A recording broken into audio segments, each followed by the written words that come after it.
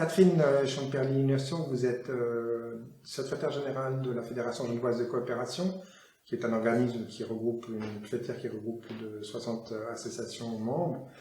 Pourriez-vous nous expliquer quelle est la plus-value, qu'est-ce que la FGC apporte à la fois à ses membres, qui sont des membres collectifs des associations, mais aussi au grand public, par rapport aux missions qui sont celles de la Fédération, et enfin aux collectivités publiques pour lesquelles la Fédération assume un certain nombre de tâches par substitution, si je veux dire, dans les politiques publiques.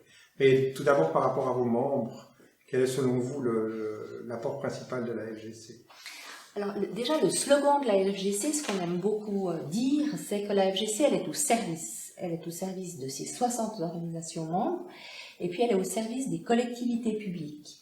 Donc l'objectif de la fédération, c'est d'abord de financer les projets qui sont soumis par nos membres.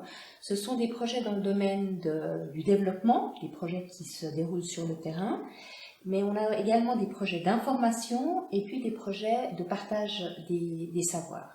Donc, premier objectif, le financement des projets. Et puis, le deuxième objectif, c'est que la FGC a un devoir, a un rôle d'informer le public genevois sur les enjeux globaux et sur les relations nord-sud en général. Donc, c'est ces deux objectifs qui nous habitent.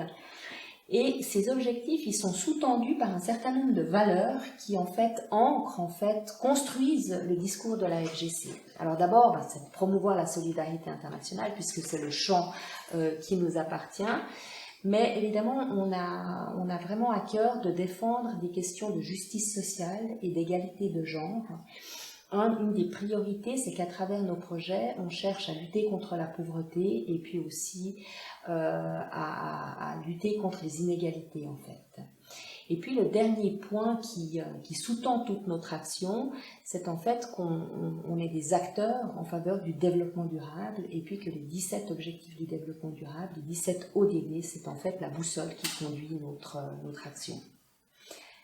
Si j'étais une association non membre de la FGC, mais susceptible d'être éligible, comment pourriez-vous me convaincre de rejoindre la FGC s'il en était besoin? Donc la FGC, elle a aussi un rôle, son secrétariat et puis les commissions qui sont des commissions de personnes bénévoles qui accompagnent le travail de la FGC. Il y a une 50aine de bénévoles dans 4 commissions. C'est évidemment d'évaluer les projets en vue de leur financement, mais c'est surtout d'accompagner les associations de manière à ce que ces projets répondent aux critères actuels de la coopération au développement.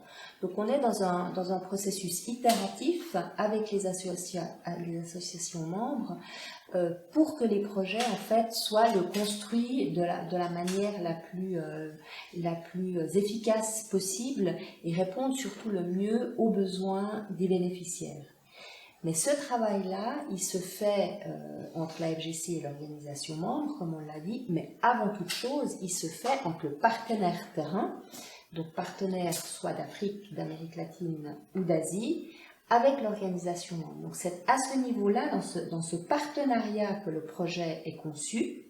Il est déposé auprès de la fédération qui, comme je l'ai dit, l'évalue et puis accompagne l'association pour que les objectifs qui sont définis puissent être évidemment atteints. Merci beaucoup.